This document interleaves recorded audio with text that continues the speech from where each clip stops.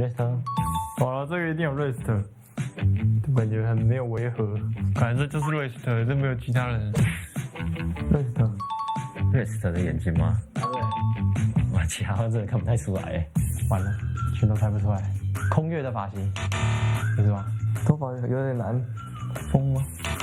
太的，这发型应该是 solo kill 王。有恩错，火龙吗？好了，猜不出来，感觉这个就是 rest 头发有那个 solo kill， 脸有点像 driver。太难了吧？居民是的，嘴巴差点猜了。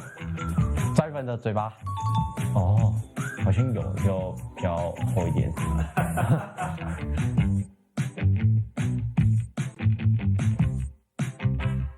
粤菜 easy 呀，没有啊，我就照我的印象来猜啊。我只能说有些还蛮容易看出来的啊，只是我会突然想不起来他是谁而已。我觉得看不出来应该很正常，看得出来应该比较奇怪。下次会记得更清楚看好对手的脸。不会，我都不看他们。好，OK，感谢，谢谢。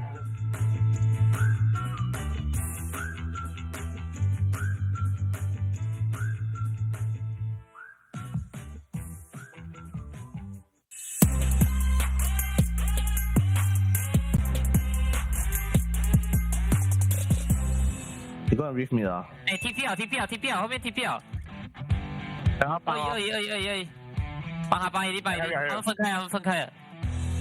帮不了啊，你 go can TP 了多少点？好吧。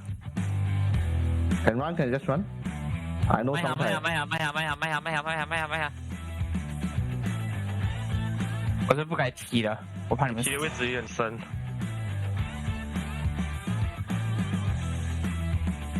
我要开。啊，go。Red first, no flash. One die, Viego. He reset 啊。Slowly, Nico not coming. Slow 呀 AD not AD or got no. 两个没闪。Okay, no flash. Sorry.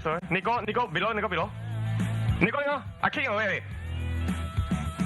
Obvious, I die already. I fail, no flash. I fail, no flash. Oh, he flash already. 看。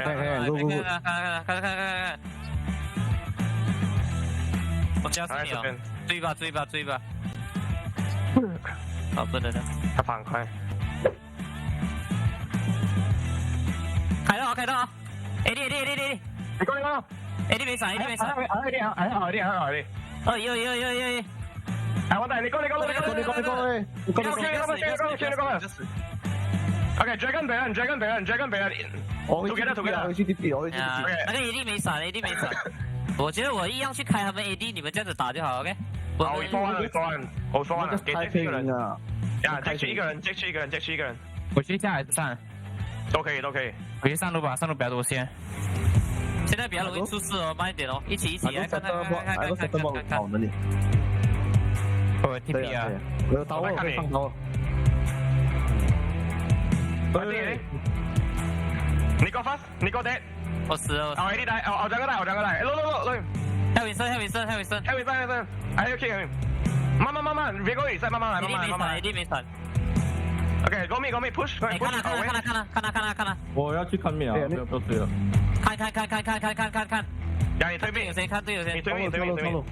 OK。20 seconds。这没闪的。这没闪的。他闪了。哎，可以去。哎，开！刀！不要上头，我们自己打就好。AD 没闪哦。你個 G 啊 You want try N？ 你個 G， 有沒有改？要不我們穩一點吧。上面，打上面先。你不要賣血。一個塔左。最後一波啊，他AD在中路。有個。打架。做完了。算了。打。我來帶你。我開到AD了。AD here.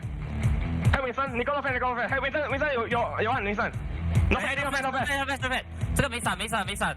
OK，slowly，no flash，no flash，no flash。看上路线，看上路线。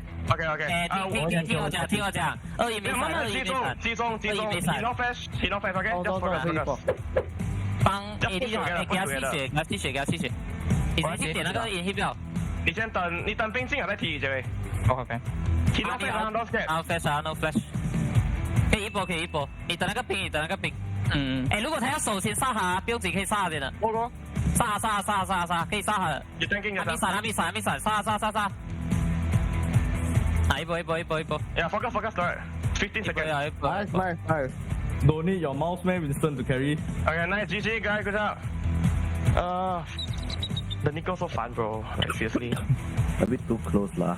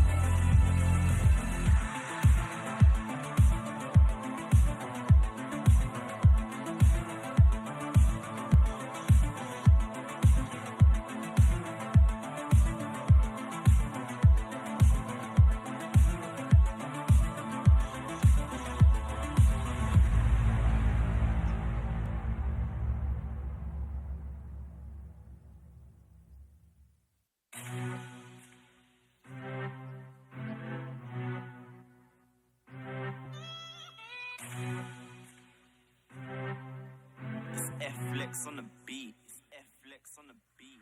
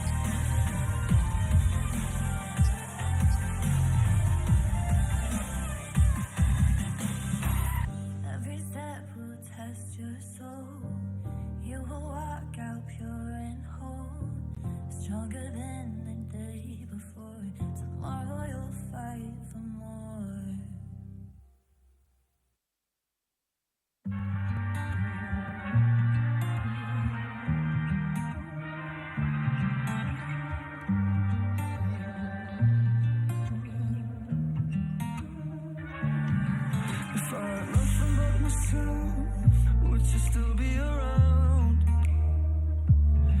If I was begging for your help, would you let me down? Yeah, I could try to act like I don't need anyone.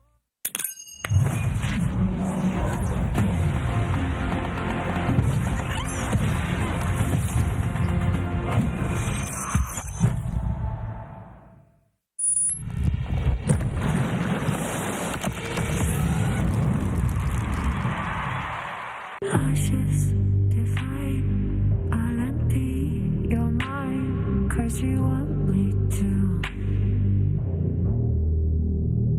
I'm so twisted, you're addicted. I feel your pain, 'cause you want me to.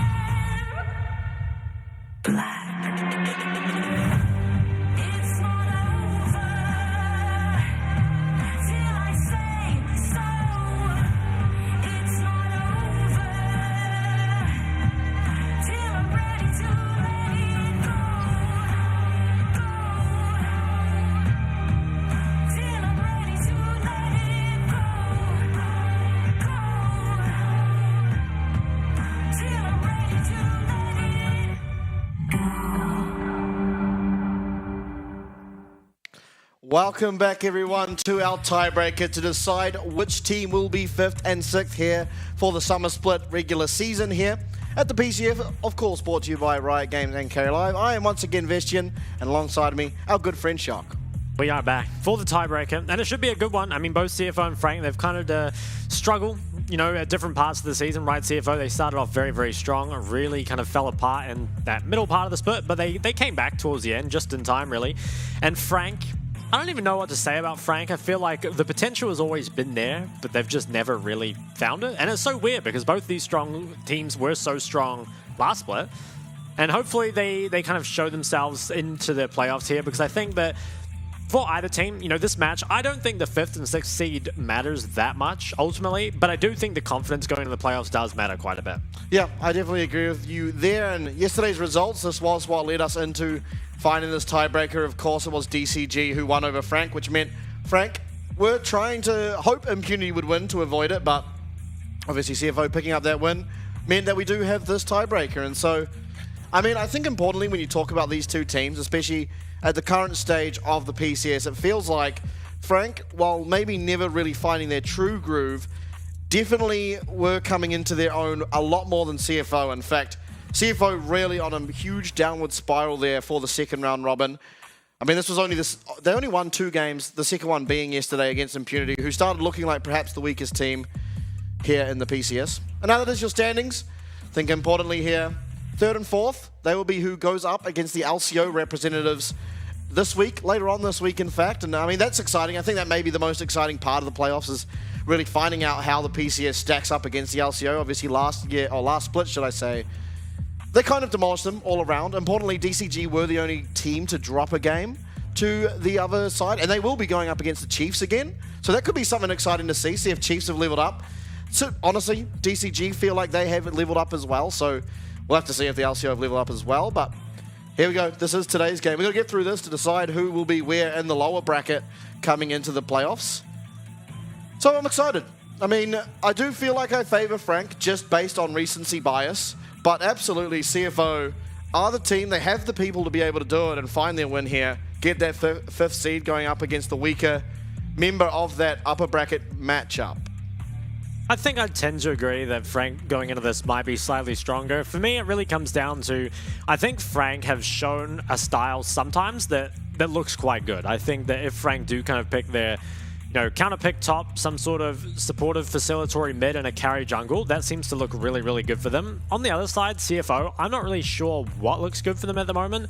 You know, they went on that such such a long loss streak, and then that win right before the end of the regular season was up against Impunity, which you can't really tell that much from that game, I feel like, because Impunity, I mean, especially since Duish team's kind of resurgence, they do just look like the weakest team in the league, and you would expect them to kind of fall down to any of these stronger teams, no matter what they play. So if CFO win this, I think it would more be from denying Frank's win conditions as opposed to kind of facilitating their own. And Frank, I think if they do manage to just pick the right champs, they should come out on top. Yeah. I want to ask you quickly, because I definitely have my opinions on Gemini. What do you think we need to look towards? Because it feels like, especially in that second half of the season, really wasn't finding the same access to facilitating his team as he perhaps was when they were at that 8-1 standing. And so what are you sort of looking for, especially in that jungle, for him to pick up or maybe deny against Kenny Chan to find success? Yeah, well, I think both junglers will probably prefer if Maokai and Sejuani are banned in this game. Like, definitely Kenny Chan doesn't really want to be on the tank your champs. And while Gemini can, I think he's pretty comfortable as well if he does kind of go down a bit further in the priority to something like a Vi. I mean, was obviously very good on it in the previous split. On your screen here, though, are the two supports, and both of them are pretty big parts of their team, you'd have to say. Both are very big voices on the team, as well as just the engage role, really. And I think when these players are winning, they both look phenomenal, right? They manage to find those engages, but the real test comes from when it's not like that, right? When your team is struggling, can they still find the same kind of pressure, the same kind of presence even, that they normally do? And I think the answer is not quite, such as the life of an engaged support. We'll see what they have cooked up for us here in the draft phase, so we'll head there in just a moment. Did you notice in that graphic, by the way, it was 7th for 3rd in KP, except they were only like 3% different. So there are 3 supports in between them there, despite only 3% separating them. But we are, of course, now into the draft. Very good bans, I have to say, out of CFO. Yeah, I think that's the immediate takeaway, is that CFO clearly know what Frank are all about. Banning away the Nico and the Annie, both are really good choices. I wouldn't be surprised to see a Viego ban along with that. Alternatively, maybe you think that without those enablers that the champ is just a lot weaker. I would tend to agree. I feel like we've seen the most success out of the Viego coming from both Frank and Beyond, and it just so happens that those teams both prefer to have some supplemental sort of engage or perhaps follow-up coming through their mid, like the Annie, like the Nico. And so maybe just with what's been banned out already, it doesn't feel like Viego's as high of a priority. Now, I personally would really love to see Gemini just go back to the Vi. If you're able to eliminate the chances of a Xayah in particular, it feels like the Vi, for Gemini in particular, just seems so much better than anything else he's shown us. And as you touched on prior to the draft, the Sejuani Maokai are removed, neither of these junglers really wanting to play it. And I guess it does make sense for Frank to ban it, though, because Frank certainly want to play it less, you feel, than CFO would. Yeah, and it looks like they're deciding between the Jace and the Rel. I would much prefer the Rel, because I think that against Frank, the way they've been wanting to play, it doesn't feel like Jace and Tristana would actually be contested against them. I like that too. They take the Xayah. I just think that, you know, we see most of the teams trade the Jace Tristana, but I really don't think Frank would succeed on it. I don't think either of those mids are facilitatory in the slightest. In fact, if anything, they're the ones that need to be facilitated by their team. So knowing that if Frank take it, it's probably fine. And if they don't, I mean, you get the pick for free. And that does even open up the potential of a Vi coming in along with that, especially if the Varus is the answer. I think Varus, it's a bit of a bait in the PCS. It does well into the Xayah in terms of the range, and Viego could be picked up along with it. I really think after seeing this, if CFO just plays something crazy like Vi Lissandra, they've got a really solid comp already. Yep. We'll see what they go for, though. I mean, still lots of options available. The Rel Flex, of course, is a big one. The Rumble could be paired along with it. But we'll have to see which jungler we go for. I mean, the Poppy could be another place we'd look. I would like to just see a very aggressive comp, though. Even if you locked in something like Rakan Vi here, I don't think you'd say no to that. What about the Kazakhs? I'd say no to that. Yeah, I wouldn't be a huge fan of the Kazakhs. Poppy, I mean, Poppy feels like the obvious pick, but I think I'd prefer to see more aggression, you know, the Rel or the Vi. They do lock it in, though, and I think Gemini is good on it. True, it does remain a flex, but I think on blue side, you know, having the flex is much more difficult, given that Frank will have that access to that last pick. Yeah. And if you play Poppy into the likes of the Gwen, don't think it'd be very fun. I guess importantly, though, it can remain a flex up into the second bans. So you may force out some bans that perhaps didn't need to come through here from Frank. Azir, I do really like this. I think this CFO are already putting together what seems like an insanely strong comp. Ahri is the obvious response. Ahri does do pretty well into the Azir early game, but importantly can never actually stop Azir from scaling. You know, it's kind of a bit of a pest of a champ for Azir, but you're completely fine to verse that. And I also think that Ahri sort of struggles against both Xayah and Poppy. It's not the easiest champs to play into. Now, it does enable the Viego, which I think is why they picked it, and I am glad at least that Frank feel aware of their win conditions, but I do think CFO are reading them pretty well. Rel is the ban away, which does make a lot of sense. You would kind of expect the Rakan to be paired along with that. And I think the easier you can make it for your Varus to play this game, the better, because especially with an Ahri mid, I mean, Ahri doesn't bring the most damage, so you're kind of more relying on the Varus to be the backbone there. I wonder what Varus build we'll see, by the way, because in theory in this game, the poke Varus does better against the Azir in particular and the Xayah than any other Varus build would do, but it still feels just so weak. I mean, we've seen time and time again, the lethality Varus just cannot find wins here in the PCS. But admittedly, this game, it seems like the only logical way to go. Even against the Poppy, it feels like you're never really going to get the chance to auto attack. Alistair's the ban there, so maybe looking to take that Rakan away. And it'll be interesting to see what CFO do here. I mean, there's still several engaged supports up. Likes of the Nautilus, of course, and the Leona, so can still ban away the Rakan and trade. Alternatively, if you want to pick into it, that's fine. I don't think Rakan actually plays very well into what CFO have shown so far.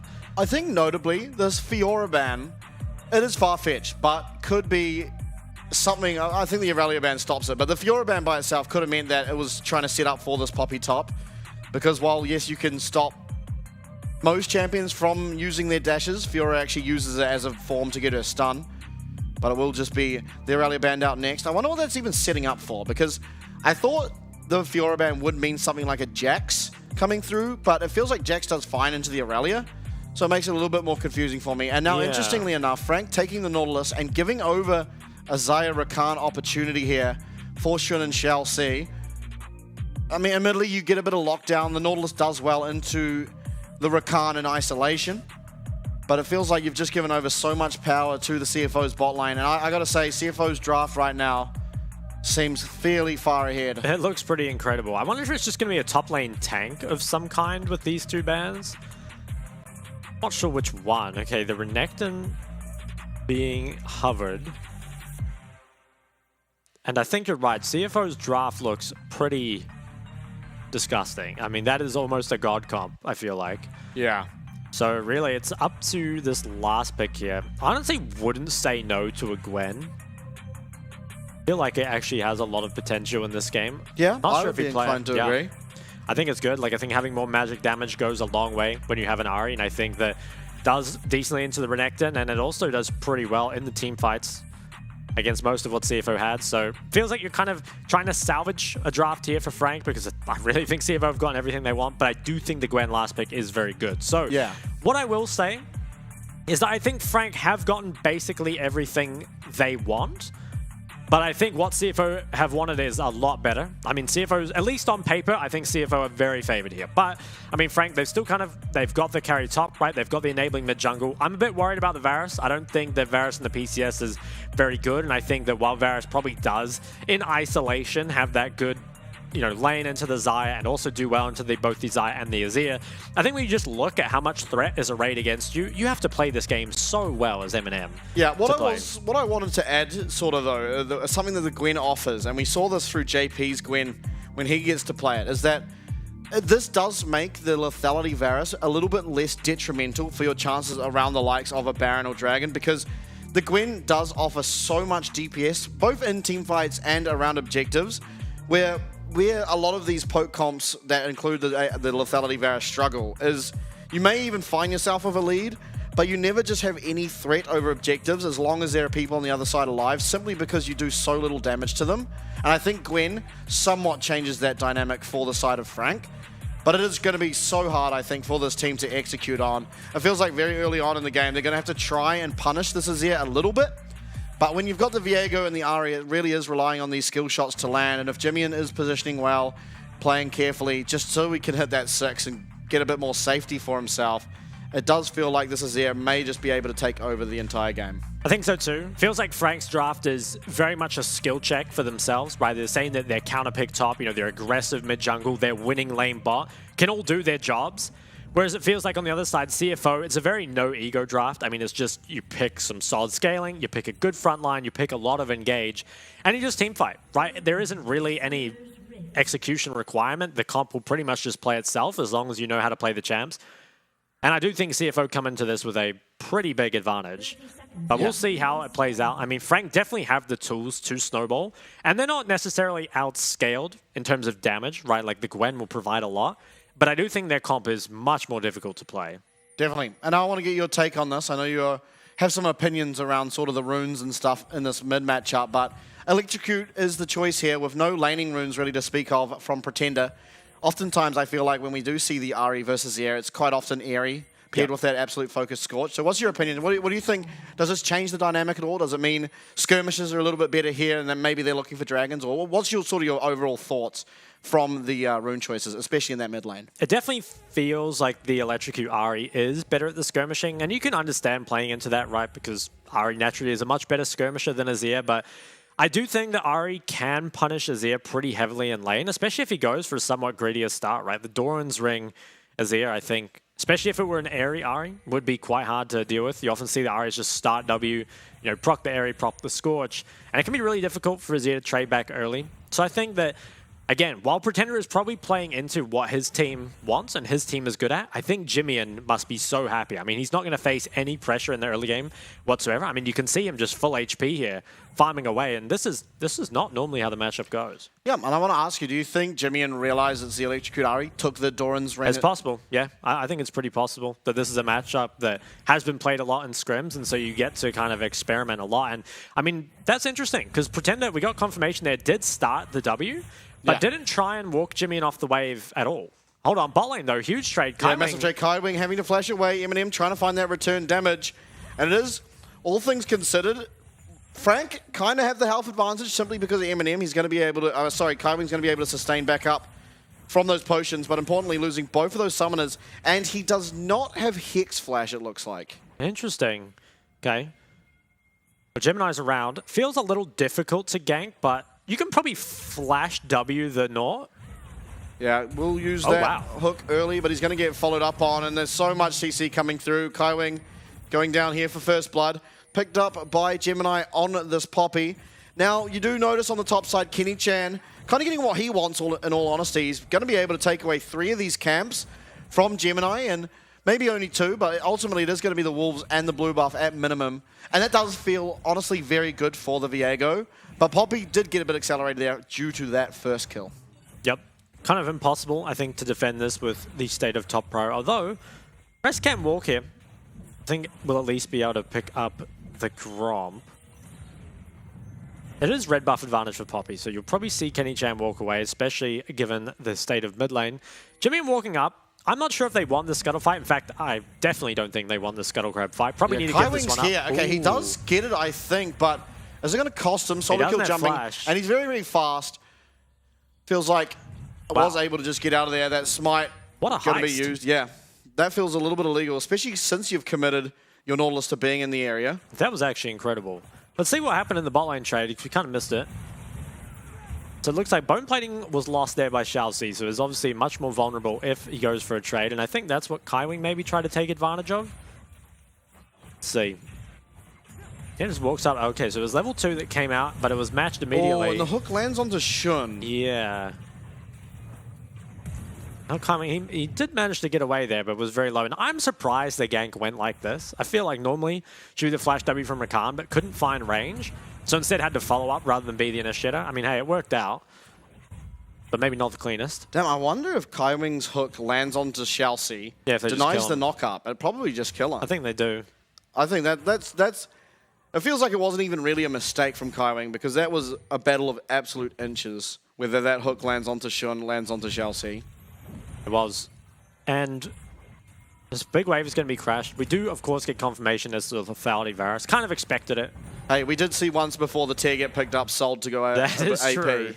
We better not see that again. No, I think if you were going to ever play a Lethality Varus game, this feels like the best instance for it. Yep. You've got the DPS on your team, especially since it isn't that lane presence, Ari. You're going to have a little bit more damage in those team fights.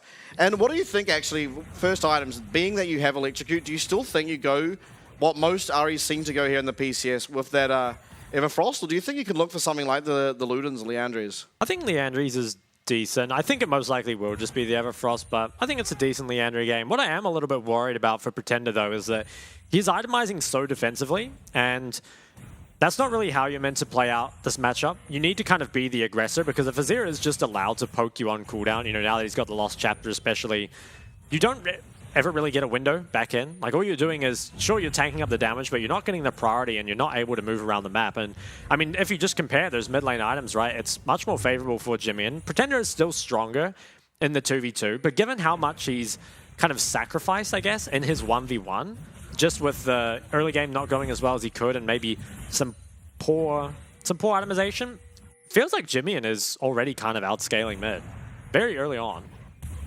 Yeah, okay, flash forward, Chelsea looking for that knock up onto Kaiwing, but Kaiwing looking like he will be going down, does in fact, and Chelsea limps away on such low HP. Kenny-chan trying to return something here, but it's too little too late, and with a very low health bar, it's going to be ultimately kill found yet again in the bot lane. A second one for Gemini on this Poppy is solo kill.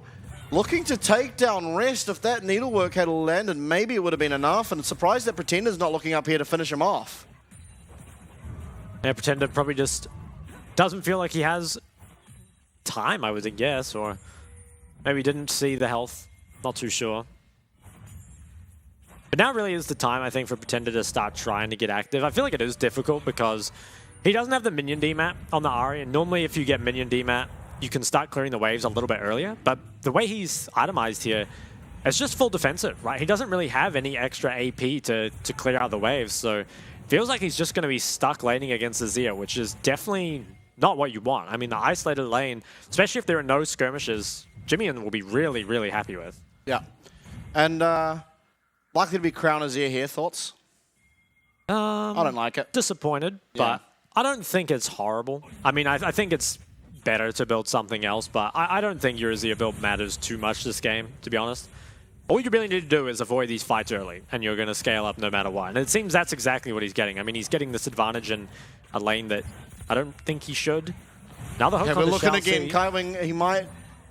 I'm surprised he still has the confidence, honestly. He's 0-2 at the moment. Obviously, a lot of that has been Gemini finding these good timings, but I think something we touched on prior to the game, and obviously we saw in the stats comparison, really, is these two supports went ahead, find pretty much everything they need in terms of engage, but when behind, can't find the same success. And this kind of is just the life of the nature of the champs they play.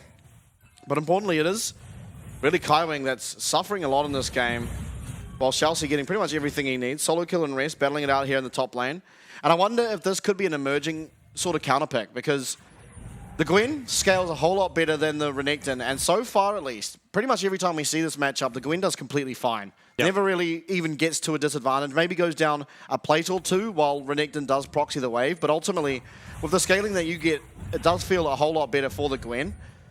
And I mean, when Dewey's team are pulling it out for their first wins against CFO, you would have thought maybe they'd learned that this is an opportunity, because it felt like that Gwen in that game had so much impact, and it does feel like solo kill, if anyone on this team were going to have impact, it's really up to him. It's 4-man dive looking like it's about to happen bot. Jimmy's following. Yeah, Jimmy coming down as a hook lands immediately onto Shun. He's going to have to cleanse and use that Featherstorm, but soon after, Charm lands. It's now Kenny-chan, who does use that Heartbreaker to dodge the Emperor's Divide, but ultimately the Ignite will take him down on the back end. And despite the 4v3, it is going to be yet another kill here coming over to the side of CFO. Yep. You kind of see there, just feels like ease of execution really does favor CFO. I mean, how hard is it to dive Azari Rakan with all sums, right? It's really, really difficult. And you need to trade here because you've given up the Herald. They decide they want more than just the Dragon. They come down for bot. Feels like, honestly, I don't think they really could have done much different. I mean, I just think diving Azari Rakan with all sums is way too hard. And they're punished in a big way. Feels like CFO really just hold all the cards right now.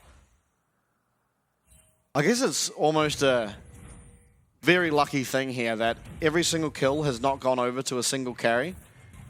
All three of them being in this bot lane, but 2 of them going to the Poppy, 1 of them now going to the Rakan. You feel like there's a bit of a chance in the game simply because it wasn't Shun picking up all of them? That is true. Gemini is waiting in the wings. Yeah, Solical has no, I mean, movement sums, of course. No Ghost or the Flash, so can be vulnerable when it comes to this sort of thing, but wisely backing off, realizing that with his jungler leaving the scene after being spotted on a ward is now going to probably become the weak side. Crown Azir is picked up. It is very early, and he should already be at the point where he's down a skirmish. Doesn't have Mercs, so that is one thing that may make him a little bit more vulnerable. Obviously, a lot of CC available on the side of Frank as they will be starting up this dragon.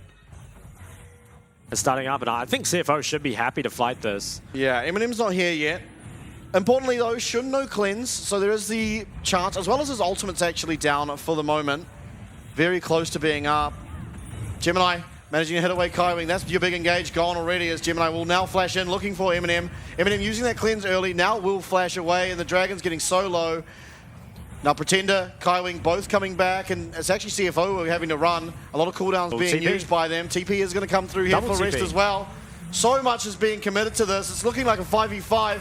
The dragon's already gone over. It's Frank who pick it up, but the following team fight, Chelsea picks himself up a kill, and Pretender jumping over that wall, rest, going to flash forward. Eminem, no sums left available, and it will be this Renekton picking himself up a kill. It's for solo kill, trying to slow up the side of CFO with that needlework. Oh, the Emperor's Divide doesn't find the kill there onto solo kill, but eventually he will pick it up with those Sand Soldiers, and it's going to be a clean team fight there. 2 kills going to the side of CFO, and the Dragon, actually.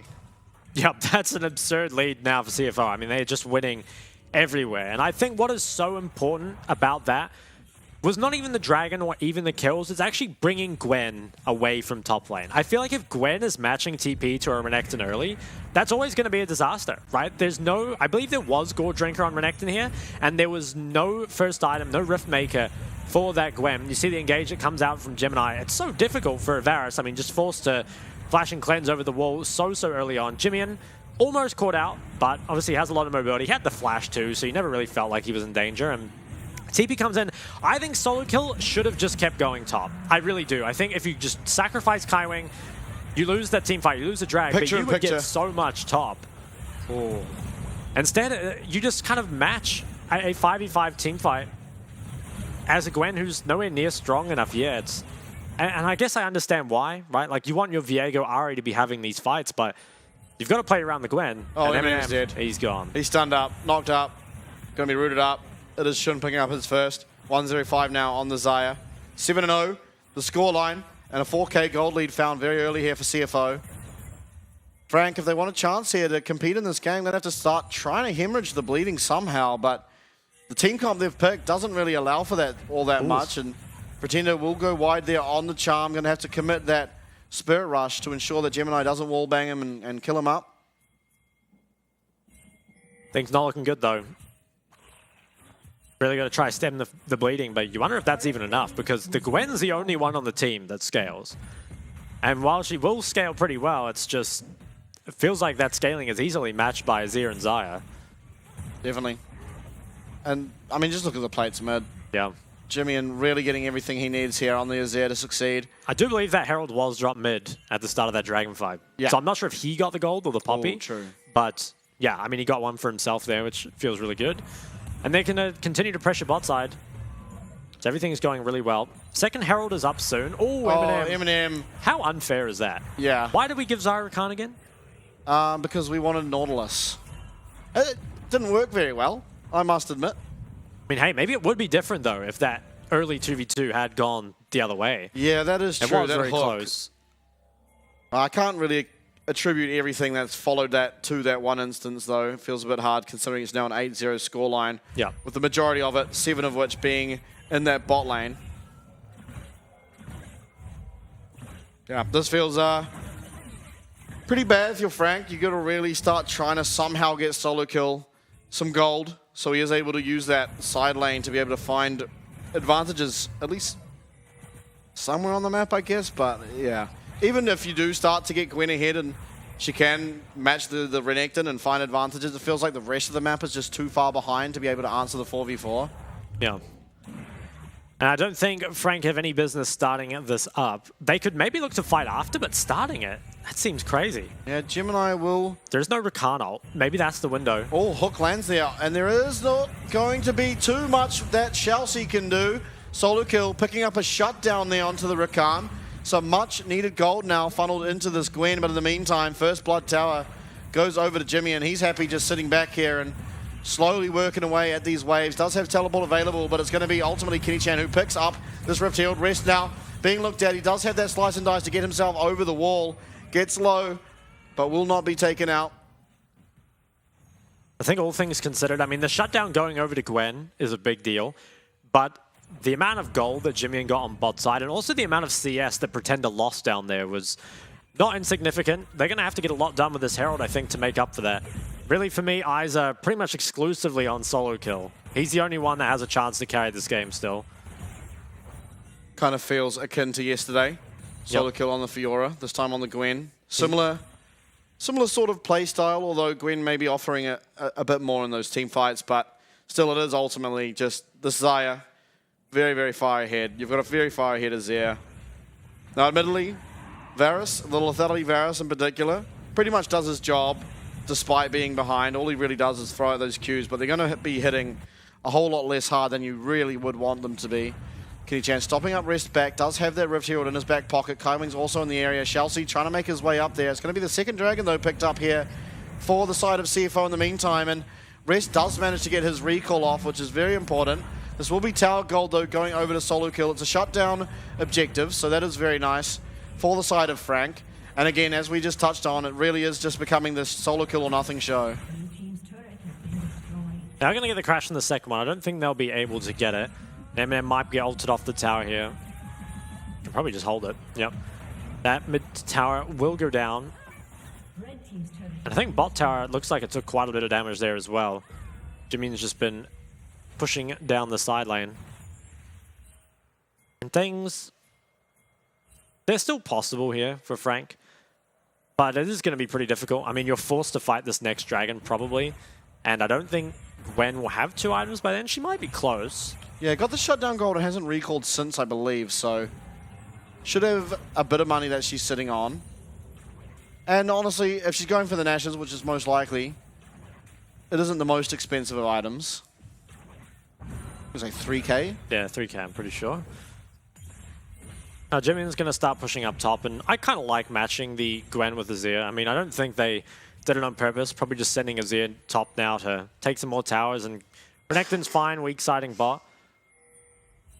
But I think if Gwen does struggle to kind of accelerate, then it's really good for CFO. Now, is pushing up this top lane. There's more members here for Frank. CFO do have to be a little patient, at least till the rest of their members come up. But they see recalls. I believe they got confirmation on Eminem resetting mid. He lost a bit of HP. They're going to try into this jungle. Feels like it's more just to secure vision, allow Jimmy to get on towards that top tower. And Rest, his job really is just to stop the bleeding on the bot side. As long as he keeps his towers up and Gwen's just matching farm, I think you're happy with that. While you do get outscaled, the other side of the map should be snowballing a lot harder. Absolutely, and it looks like another tower here. Should be claimed by CFO. Kaiwing, though, on the bot side. Do we think he's killable? He might be. He might. Gwen might just have the damage at the moment.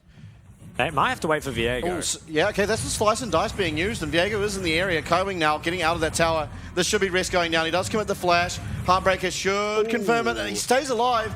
There's another teleport. The teleport's coming through from everyone. Jimmy and coming through will use that Emperor's Divide to find Solo Kill, but they don't have the damage, and it's 5 members now of Frank. Rooted up is Jimmy. Big kill there found for Eminem. So ultimately, they are able to find pretty much everything they want. Now it's about trying to get out. Shun on the way down, but they're completely fine. It's just 2 kills there found. And good honestly, macro there from Frank to be able to find it. Yeah, I do like it. I think it was pretty mis-executed by Jimmy, though. I think there's an argument of maybe don't even TP here in the first place, but we'll see how the execution goes. And Rest, I think he probably just wanted to try to keep this wave off the tower. Was a bit worried about getting dived, but I think using his stun like this is pretty bad. Probably just needs to be held so that the dive is more difficult. Was forced to flash very early. It's nice that he lived for so long. TP comes out from Jimmy. Now, there are members on the way, so Jimmy doesn't need to make this play fast, but he goes on the solo kill, speeds up the play a lot, and then is ultimately caught very far out of position. I think if he had just waited, kited out with the wall, the rest of CFO could have shown up in time, and that's the kind of window back into the game that Frank need. They're still not in a winning position by any means, but if Gwen can get these 2 items, that's really when she comes online. Obviously now, rest without the flash means if there were a team fight to break out during that time, it makes the Renekton's job a lot harder too. Was only Kaiwing and Eminem, I believe? Yeah, only them 2 that used their flashes. And I guess, honestly, it's not as important, especially when you are that lethality Varus, to have the flash, because you should be standing so far away. The stopwatch should mean that Kaiwing's just going to be going down. In fact, it was. It was a quickness committed for it, though. Oh, TP Teleport cancelled. stopped, yeah. And now... Can they Baron? Can they Baron? They are against lethality Varus, and while he is weak, does offer something. It's going to be the teleport committed here from Rest. It will likely be traded. He does get chunked quite a lot there on the backside. And Kenny Chan, he is a man who has stolen a lot of Barons recently, and the Poppy ult won't find him, but he is too late. He's not going to be able to get into that pit and look for it. It is the Baron here, picked up for Frank. Meanwhile, solo kill on this bot side, trying to find some damage.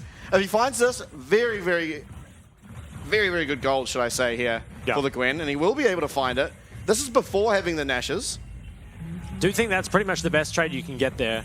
So I like what solo kill did, but it was really, really decisive from CFO. I mean, Rest cancels the TP, and then pretty much instantly calls the Baron and TPs to it. I do like it a lot.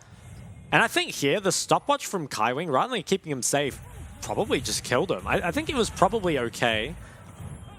Maybe, I'm not sure. Maybe he just dies anyway, either way, but I mean, you die it feels and like waste you the don't want to, stopwatch. Yeah.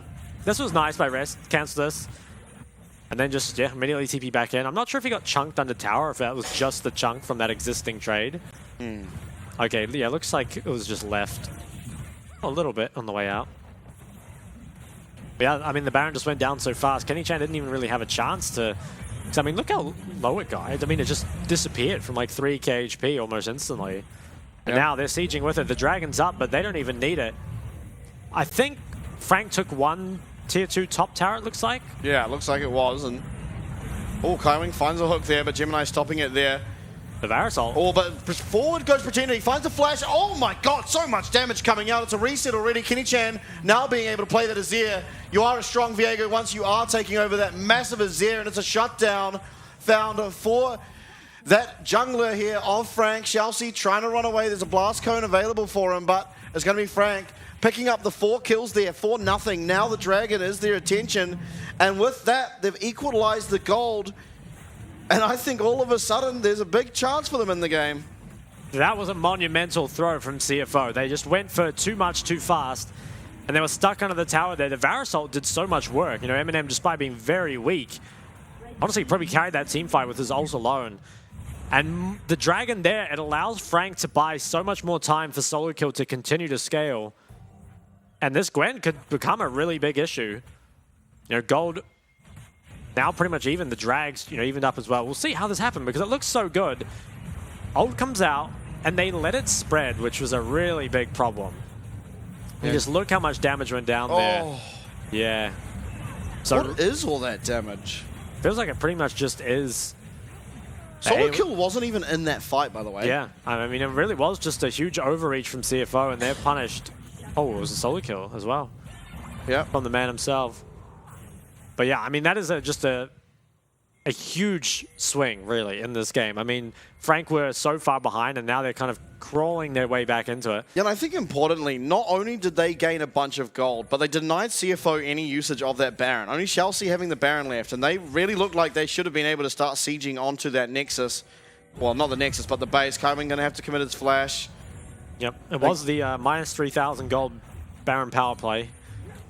I wonder now if you just send Jimmy in to match the Gwen instead, because I don't think Renekton's going to be able to hold, really. I mean, maybe you can hold the towers. We'll see. But Gwen is now a really big problem. Yeah, look how much damage that's doing. Yeah. Massive chunks. Looks like Rabadons might even be the next item here for solo kill. I do like it. I mean, Gwen doesn't need the Void as much as other champions do. Yeah. And CFO, you know, they wanted to pressure a lot with that Baron, so they skipped doing the drag. But you almost sometimes feel like doing the drag just for safety is worth it, right? And, ooh, Kaiwing. Perhaps where he shouldn't be. He gets away with it. I do think in a perfect world they should have been able to just utilize Baron into the drag, I think but so they too. just made such a throw. I mean, you got to say they threw, but also very well done by It Frank was to a nice capitalize. catch, yeah. Well, things remain really interesting here. I think it really now just does come down to execution. But I think the CFO backline definitely outscales. I think this Gwen is probably the strongest scaling champ in this game at the moment. You maybe argue for the Azir, but the Azir build is very low damage. You know, has a crown, and is looking like he's building towards the Zhonya's as well. So it's, you know, compared to the Gwen, who's basically itemizing full offense, it's a pretty big difference. Yeah, back we come. Should be a little bit of a lull. Minute and a half here until the Baron. And honestly, Pretender and Solo Kill being down here, I think this is really good, actually. This seems like really good macro to me. As long as Pretender is not seen by any wards, they actually can just look to dive rest, because at this stage of the game... Jimmian's resetting. Okay, yeah, Jimmian is resetting. They all have teleport available, Solo Kill, Pretender, Rest, and Jimmian. So we don't have any advantage in that case. He cancelled his cancelled, base. okay. Yeah. This is going to be the base broken here. Rest can't do anything to defend this. Chelsea does arrive. Quickness comes out. Oh, and maybe I spoke too soon, as an overextension there leads to Solo Kill getting found, and his death timer, importantly, matches the Baron, so he can turn up to that Baron. He also didn't lose anything for doing that. It's just the gold really going over. Yeah, I think CFO will probably try and find some sort of... Not sure if they'll find a fight, but maybe just a pick. And they're kind of looking, but without the Rakan ult, they are a little bit weaker here. They will maintain control. I'm not sure if you want to start this Baron on spawn, because if you do, you can force out Gwen's TP, but then you have to be able to back away from it, because I don't think you want that fight. But getting Gwen's TP, pulling her away from the side lane would be good. So let's see what they try and do here. For now, it looks like it's just going to be control. 1 minute away on next Dragon as well, so can choose to play it out safe. They've got pings on the Baron. And if they start this up, just get Gwen's TP and back off, then I really, really like it. But they might have started it up a tad too late. They have, and Solo Kill's teleporting there to the top wave, though, so he's very, very far away. Wow, the DPS. And yeah, the DPS is incredible. Gemini over the wall. There is actually no junglers in the pit, but it will be ultimately picked up there by Shun. Flash over the wall from, Needlework finds 3. He finds 4 as Jimmian does try and Sarima shuffle onto him. Emperor's Divide comes, confirms that knockback onto Solo Kill. He will be found. He goes down in fairly quick succession. Now Kaiwing trying to run. He does turn around and use that hook, but there's not a whole lot of damage. Charm lands, Rest will go golden. Do they have the damage to follow up from that? No, they will not, as he flashes away from any danger. And now the second attempt now. Run it back. Let's see if we can do better with this second Dragon. They're going to recall first. I think after what happened the first time, probably a good decision. And heading out towards this Dragon. Yep, we'll just play it out safe. And I really do think the biggest thing was honestly not even the Baron. It's burning Solo Kill's TP and winning the fight on top of that. Because now there's pretty much no way that Gwen can set herself up in a team fight, or sorry, in the side lane. So you're going to be forced to team fight. We'll see how it happened here. I mean, you don't see this very often, the jungler being the one that's gatekeeping, but they just have so much damage that they know they can get it before anyone gets close with the smite. Oh, admittedly, yeah, it was pretty close. And Solo Kill, he's got an angle, but he honestly just commits a bit too hard. I mean, he was out here, but a few clicks back in, then allowed Jimmian to just come forward with that flash ult. And I think Solo Kill dying this early in the fight, honestly, just can't happen if Frank want to win. Yeah, now Baron minions making their way down this bot lane. Admittedly, there's a reasonable amount of wave clear coming through Lethality Varus. Solo Kill is able to walk up to those waves using that Twilight Shroud. And then Pretender, of course, on the Ahri. It is one inhib found, though. That mid lane inhib tower, is found there. Jimmian buffing up those minion waves. And now, these two waves are still not synced.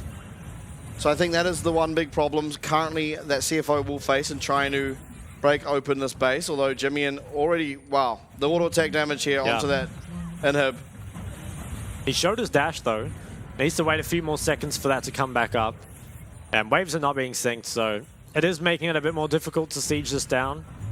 I wonder if they can even break the base here. It feels like maybe not.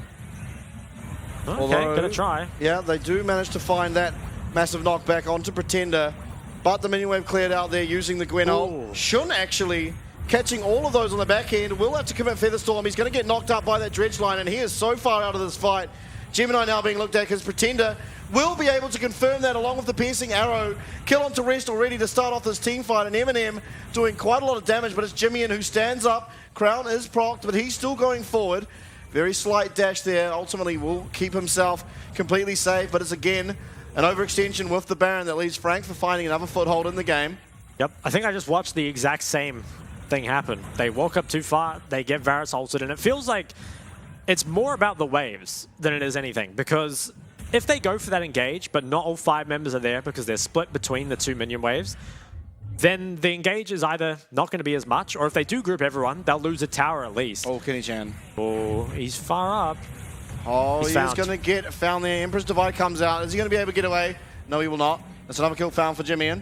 And importantly, though, Baron minion waves will be gone now. Yeah. And it still is 2.5 minutes till any objective, so it really is just the gold that should be found. Feels like it's pretty hard, honestly, for CFO to find engage. You don't have the quickness up just yet. And the wave clear here on the side of Frank is pretty insurmountable without the Baron. It is, yeah. And I think their 2 failed Baron setups have really cost them. Should have been able to break the base, but I just set it up poorly.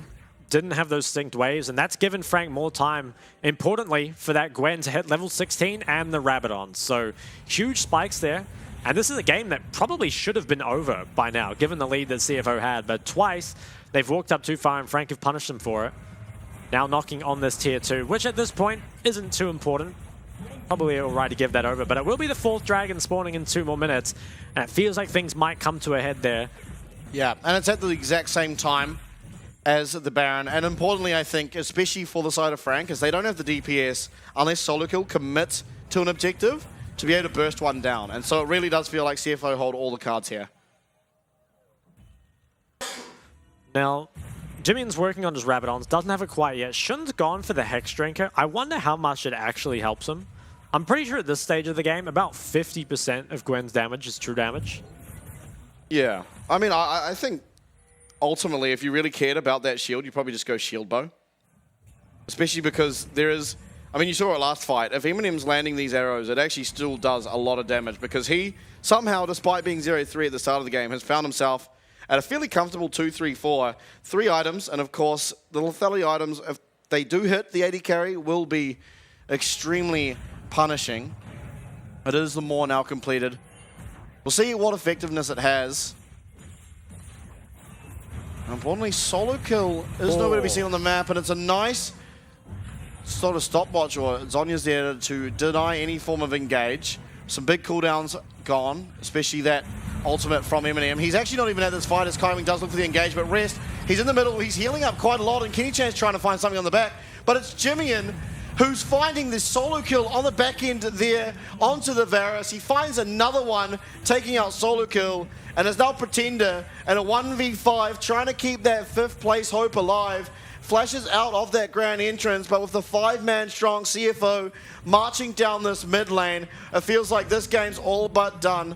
Teleport available for Rest if he really wants to use it on one of these minions. Certainly should secure the game. And with Pretender in this base, there is nothing he's going to be able to do. It was the one clean team fight out of CFO in the game that does end it.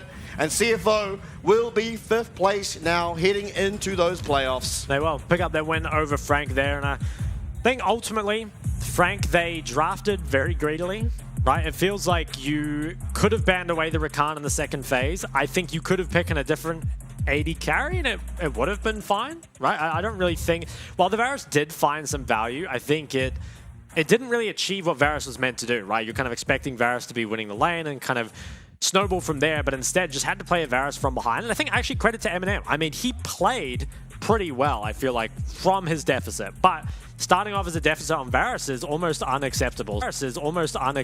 So I think that CFO, overall, they just had a much stronger, cleaner 5v5 comp. And I think that for Frank, they drafted ego in a way. You know, they kind of needed big performances, and it just wasn't there, right? Like Eminem fell behind, of course. And I think Pretender really did not play his lane very well. While he was 2-0-2 at the end, I think was pretty much invisible for the first 15 minutes. And that's kind of the edge that Ari has over Azir. Yeah, absolutely. I think, as you sort of touched on, there was a couple of winning lanes that should have happened that didn't. And then it was really from that, so many advantages found from CFO. Now, pretty impressive team fighting from Frank to almost bring it back in their favor, but it ultimately wasn't enough to just put themselves so far behind that it didn't really matter.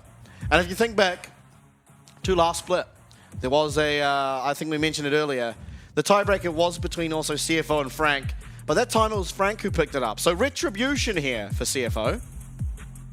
Yeah, feels good. I mean, it wasn't the cleanest game for either side, right? I'm not sure if anyone really comes out feeling a winner, but CFO, they do come out with the 5th seed, so it's better than nothing. But I think really both teams, especially CFO, I think given the lead that they had, should have been able to clean that up a lot quicker than it did. And I think that Baron setup has to be something they look at because it was just, or post-Baron setup, excuse me, because it really just was pretty poorly executed. Yeah, I think the Baron execution, getting the Baron was very, good. very good. Very and decisive. then after that, it was like you walked up to this inhib tower and got caught twice in a row. And ultimately, it was not even a Baron. Neither objective secured the deal. It was just this random team fight around mid where Eminem joined late, got one-shotted by Jimmy, by the way. I didn't even see exactly what had happened. I just know that Jimmy jumped on him and he dissipated. And then, and it was, I mean, ultimately, I think the team compositions in general definitely favored CFO here. And it's something we see quite often in the PCS is that one team will just draft the most sinner draft you've ever seen and deserve nothing but a loss. Yeah. And it happens quite often. Now, admittedly, I don't think that's exactly what Frank drafted here. There certainly were ways for success. And yeah, exactly. And I think even there's like 2 key moments of the game. If they went differently, maybe the game looks different. I think Solo Kill dying bottom when he's with Pretender near the end during that, well, just before that second Baron. And also, of course, we're going to see it right here.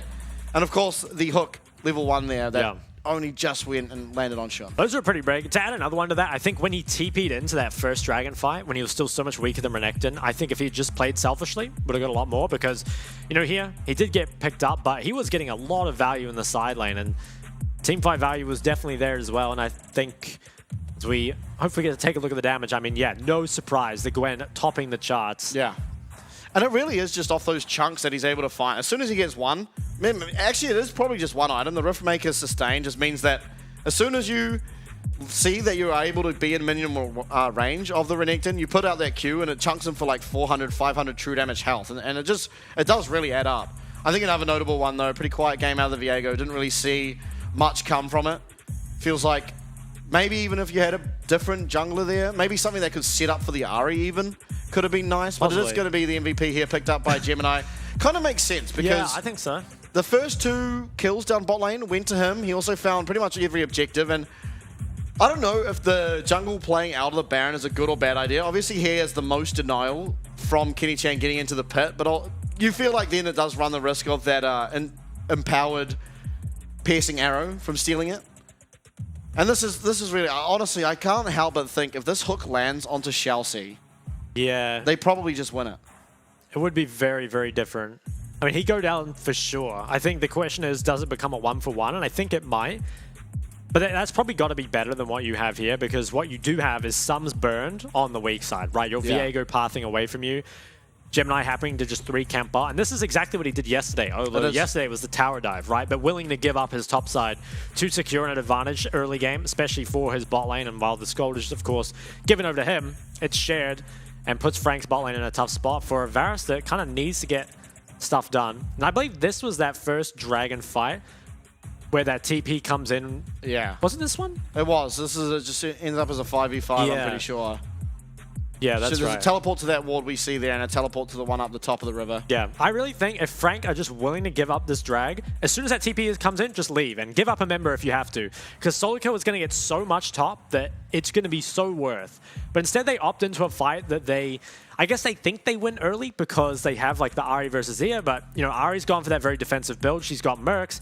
She doesn't have a full item, whereas Zia does. Full item on Renekton. Gwen doesn't have one. So the power, at least for now, is well in the favor of CFO. And I think it was just poor recognition, I guess, of their current, I guess, state of items and also just their win condition in general, right? All your eggs are in the Gwen basket, and she shouldn't be forced to group for this fight. Yeah, no, absolutely not. And I mean, after the conclusion of their game, got to ask you, because obviously there's a chance that one of these teams go up against the LCO teams, either Team Chiefs or Team Bliss. And do you think that either of those LCO teams will be able to win up against the PCS teams? It's hard to say, because I will say that I think the LCO teams do have better macro than at least the 5th and 6th teams. What I'm worried about, though, is just the early game, right? Because, like, if you look at CFO for that game, first 20 minutes, honestly, was extremely clean. And I worry if LCO can hold on for that long, because I think LCO teams do struggle a lot in early game, and we'll get a look at the playoff brackets here. So the question is just, are they going to be able to push the PCS teams to the point where they make mistakes, or are they going to fall down in that early game? But obviously you get to see those round 1 matchups there. DCG taking on Chiefs and Beyond versus Team Bliss. So those will be our first 2 playoff matches, and I think both of those games are pretty tall orders for the LCO teams, and there really is no shame in that. I mean, BYG and DCG are some pretty strong teams. Yeah, I will say I think out of either of those games, it feels like the best chance for LCO to pick up a win should be probably Chiefs vs DCG. I think so too, yeah. Because honestly, Beyond at times looked like the best team that we have in the league. At times they faltered, but honestly it feels like, especially, it just feels like PSG, J-Team and Beyond are so far ahead of anyone else in the PCS that a team like, any team from the LCO coming over, you have to feel pretty worried. Especially because they have such names like Maple, you've got Betty. So these are players that have been globally, they've gone to LPL, Maple been to the LCS and the LPL, and made such a name for themselves on the world stages, even from Taiwan in the past. And I mean, you have to be worried. Yeah, I think especially for consistency as well, because, you know, you mentioned that BYG and J-Team and PSG kind of in that league of their own. I think, especially when it comes to best of 5s, they do feel like heavy favorites, right? Whereas I feel like DCG, they have some very high highs, but I also almost expect them to drop a game just off defeating themselves, right? Yeah. Giving mission to Silas again. Yeah, to be fair, I think Beyond also have been, I guess, the least consistent of the consistent teams. So Bliss could pick up a game against them, but I really don't favor them in the long run. But I think the LCO teams do have potential up against CFO and Frank. It really just comes down to, again, if they can get through the early game. Because I think if you can get to 30 minutes against the PCS teams, you might even be favored as the LCO. But that's the hard part, A lot of them outplay themselves, the PCS teams, really where they just like try and overforce on something that doesn't need to be forced onto, and then they pretty much just lose the game immediately, especially when those death timers get higher.